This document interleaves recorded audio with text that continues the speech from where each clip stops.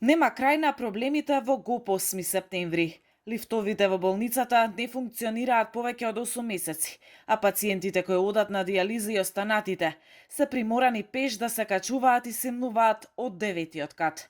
Доктори и пациенти, гневни и бесни за Алфа, сведочат за ужасните услови во болницата, каде што имало и случаи пациентите на раце да бидат носени по скалите од нивните најблиски.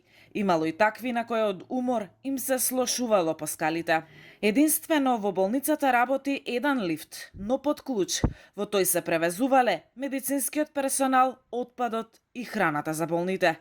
Според нашите информации, делови за новите лифтови имало, но мајсторите кога доаѓале, кога не. Првиот човек на ГОП 8 септември, доктор Христијан Костов, демантира дека работи само еден лифт.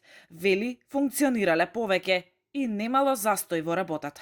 Во моментов се поставуваат нови лифтови, фирмата за монтирање работи со полна паре, а во 2 смени ќе има 5 нови лифта со висок квалитет. Првите лифтови ќе бидат пуштени во употреба во најскоро време, денови се во прашање.